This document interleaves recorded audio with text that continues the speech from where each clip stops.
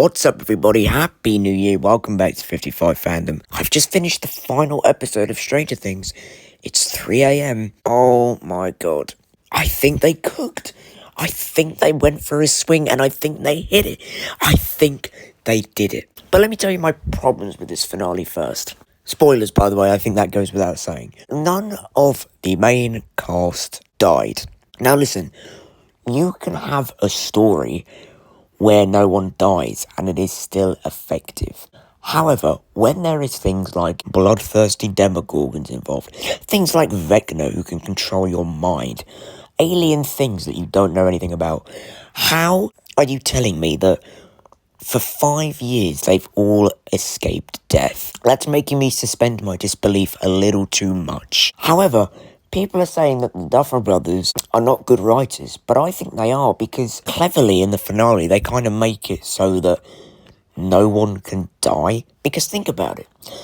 If Nancy died, that would have been too much for Mike to handle with Eleven's death as well. If Jonathan or Will died, that would have been too much for Joyce to handle, and she might have said no to Hopper's proposal, which was lovely, by the way. I love that scene. Oh my goodness me. You wouldn't kill Max after all of that development with her arc in season 4 and her getting out in season 5. That would just make her story completely pointless. You wouldn't kill Mike because that would be too much on Mrs. Wheeler. You wouldn't kill Lucas because that would make Max even more depressed and it would be another Billy scenario. So the only people you really could have killed, in my opinion at least, are Murray, Steve, and Robin. You might have been able to get away with Dustin. However, I do like that they kept Dustin around because I like his ending. And I think that when Steve fell off that bridge, or fell off that tower at the start of the episode, that should have been it. Steve should have died. Because it would have set the tone for the episode. It would have said, yep, we are killing people, and this is not your average Stranger Things episode. There is danger. People are going to die. And I think that Steve should have died, because they were setting it up so perfectly for one of them to die.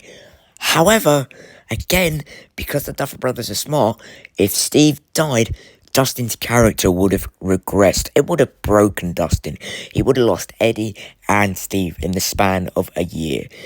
Like, that's not good to do. And also, Steve, his character gets wrapped up wonderfully. So, again, what do I kind of want? They've kind of put me in a corner of, oh, I want them to kill someone, but then they can't really kill any of the main cast. So I'm okay with them not killing anyone for that reason, but I think that more people should have died, because again, I can't suspend my disbelief that much. They're normal humans. They're not like the Marvel superheroes. They're not like Spider-Man. They're not like Captain America. They are normal humans. They should be getting cooked constantly. Vecna, now, again, with the writing, Vecna's been a threat since season 1. Well, kind of since season 4, because they didn't introduce him since season 4, but they connected it all together. However, this final battle, although he's been a major threat, and he is a formidable threat, this final battle with Vecna felt a bit too easy, if I may say so myself. He keeps saying to Eleven, I've leveled up as well. And then it just kind of took 11 and Will to lock in and stab him through the heart. They killed him with his own big weapon. Like, it was just too easy. And then he starts coughing and blah, blah, blah. But a scene I did like is when Joyce comes in and she looks at Vecna, she grabs the axe and she goes, "You fucked with the wrong family." That was a great scene. That was my favourite line of the episode. And she's just brutally killing Vecna. Bang! Well, every person in the group is remembering the trauma that Vecna gave them. That was great. That was excellent. I loved that. I just wish it was a bit harder to defeat Vecna. However, it's okay because he was a threat for all the series and they couldn't beat him. But it just felt like in this particular episode, he gave up a little bit. Or maybe he did. I actually thought, I know I have this problem with all of the seasons, that Stranger Things doesn't manage their time correctly. I thought this episode actually did manage its time correctly. However, they have Erica and Mr. Clark at the start, and then the army show up to their watchtower, and then we don't hear from them from the rest of the episode, and it's really weird. I also think that the army plot was a bit of a pain in the arse. Like, the main thing is Vecna.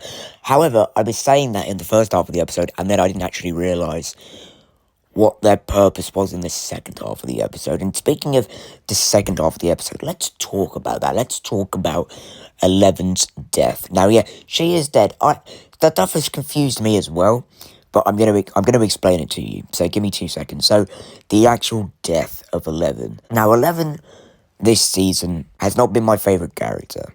And they've not really given her a lot to do. They haven't really given Millie a lot to work with. However, I love 11 from the other seasons. I love 11. I love the character. And Mike, as you all know, I hate Mike. He was good in season 1. And then from season 2 to season 4, he was awful. And as I said in my volume 2 review, season 5 is the best Mike has ever been. And the finale keeps Mike the best he's ever been. He stands in the Upside Down. And Mike's like running, but the army people are on top of him. So 11 puts him in her mind. And they have a lovely, lovely scene. And I tell you what, guys, I'm getting emotional thinking about it. I'm crying. It was so emotional. And, you know, the kiss at the end and 11 saying, in time, you'll have to make them understand my choice. You'll have to understand my choice. And, oh my God. And it wasn't even that. It was 11 said goodbye, Mike, like she did in season 1. And what hit me, it was kind of, you know what it was a performance of? It's a performance that you get once in a decade. And I'm not even, people are like, what? You're going to glaze Finn Wolfhard? Do you remember Cedric Diggory's death in Goblet of Fire? And the bloke goes, Amos goes, that's my boy! My boy! It is killer. It is, oh my God, it rips your heart out. Finn Wolfhard, right? When the army people are holding him back and 11's just basically standing there and like tormenting them. She should have gone into the Upside. I don't know why she didn't. And he's screaming like Amos.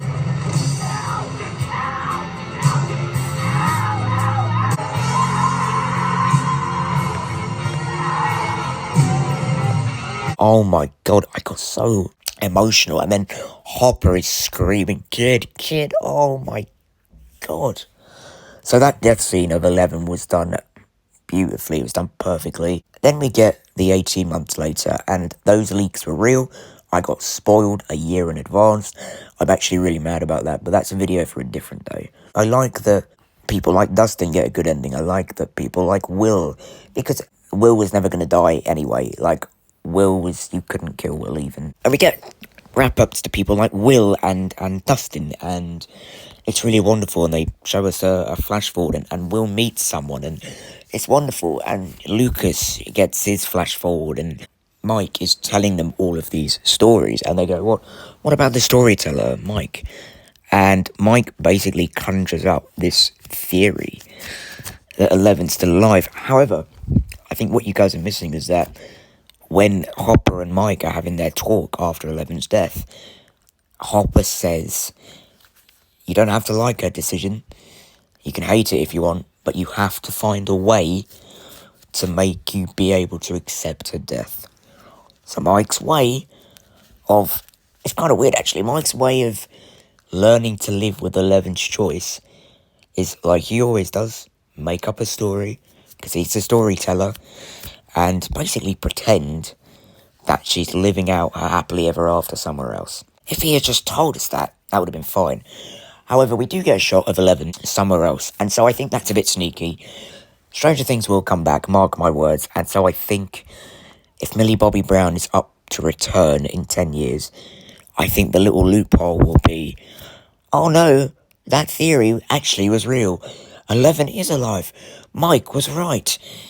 But if they don't bring Millie Bobby Brown back, and if the show doesn't come back, 11 is dead, basically. So I'm saying that, yeah, 11 is still dead. That was a theory by Mike, but they could easily rewrite their decision. They have a way in if they wanted one. And I love the kids. The kids really shone in this episode. Holly Wheeler, the captain of the kids, she was awesome. She was fierce, whacking Vecna with the poker. That was great. Derek is the new Dustin, man. When he hugged Steve, and Steve was like, whoa, okay, okay. Oh, that was sweet. And then he teaches Derek's baseball team, and oh, I just wish we could see their dynamic. Henry Creel was good. I didn't like that they were going to try and make him a good guy, but he did reject it and go, no, no, no. Listen, guys, you're trying to make me a good guy, but I actually am a pretty bad guy. I like that. I just thought they were going to be like, we're going to talk Vecna down with the power of goodness, and I'm glad they didn't, because that's where I thought it was going for a while. But it's like Voldemort and Harry, isn't it? It shows the parallels. Will is the same as Vecna, but Will chose the Harry Potter path, and Vecna chose the Voldemort path. So I like that. I like that a lot. Again, people like Jonathan don't really get a good ending. Well, I mean, they do, but it sounds too perfect. Like, Jonathan in season 1 was struggling hard, man. But it's like a perfect fairy tale ending. Everyone, apart from Mike, and Hopper to some extent, but I do like that Hopper, this time when he loses a daughter, he powers through. He doesn't forget her, but if he got depressed again, it would make her death in vain. So I like that. But the only people who really suffer in this finale are Mike and Hopper. And everyone else kind of gets a fairy tale storybook ending. It's a bit too perfect. It's a bit too perfect. I thought Steve showing up to Dustin's graduation was great. I thought him being a valedictorian was awesome. I thought him saying Hellfire lives, that was awesome. I loved that bit. And I like that Max now joins the D&D. They all have their own D&D book. I love that bit. So well done, Stranger Things. 8 did die, but we knew 8 was going to die. Like, she had to move the story forward. I will say Vecna v Hopper was cool. It wasn't really a versus. But Hopper, he's a smart dude. He knows Vecna has the mind tricks. Why is he shooting, you know? And then he shot the tank, and Vecna made him look like he had shot Elle, and he caught all of us, actually. I was like, Hopper's killed Elle, oh my god. So that was all great as well. The finale was great. Stranger Things ended really well. I'm sick of people saying that Season 5 is the worst season. I'm going to do a ranking soon, and some of you might not like it. Guys, do you think Stranger Things stuck the landing? Please let me know in the comments down below. Thank you for watching. That's it. We're done. No more Upside Down. That's crazy. They actually were brave enough to just get rid of the Upside Down. So I applaud them for that. But if we do go back, what would the story be? I don't know. That's 10 years gone. We're all done. Bye-bye.